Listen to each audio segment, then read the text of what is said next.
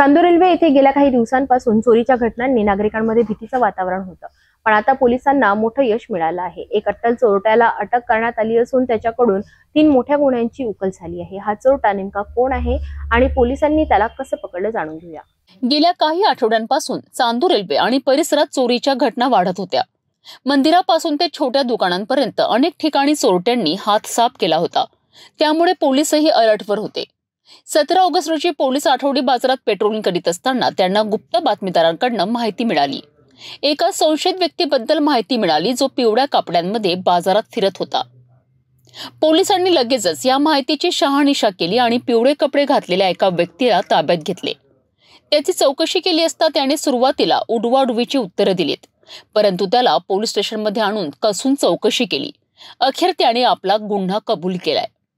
अटक करण्यात आलेल्या आरोपीचं नाव आहे 42 वर्षीय देवीदास रमेश धुमाडे, जो मूळचा अकोला येथील रहिवासी असून सध्या तो वर्धान मेरी येथे राहत होता। त्याच्या कबुलीमुळे चांदूर रेल्वे पोलीस स्टेशनमधील 3 मोठे गुन्हे उघडकीस आले आहेत।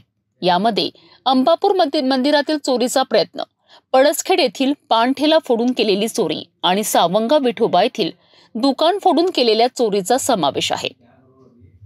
पोलिसांनी आरोपींकडून 2 गुन्ह्यातील 2000 रुपये रोख रक्कम जप्त केली आहे। ही मोठी कारवाई पोलीस अधीक्षक विशाल आनंद, अप्पर पोलीस अधीक्षक पंकज कुमावत, उपविभागीय पोलीस अधिकारी अनिल पवार यांच्या मार्गदर्शनाखाली पोलीस निरीक्षक अजय आकरे यांच्या नेतृत्वाखाली पथकाने केली आहे। या पथकात पोलीस उपनिरीक्षक नंदलाल लिंगोट, पोलीस अंमलदार राहुल इंगडे, प्रशांत ढोके आणि संदीप वासनिक यांचा समावेश होता। तर पुढील तपास चांदूर रेल्वे पोलीस करीत आहेत। चांदूर रेल्वे पोलिसांनी त्यांच्या सतर्कतेमुळे एका अट्टल चोरट्याला पकडून 3 मोठ्या गुन्ह्यांची उकल केली आहे। यामुळे परिसरात नागरिकांमध्ये एक प्रकारचे सुरक्षिततेची भावना निर्माण झाली आहे।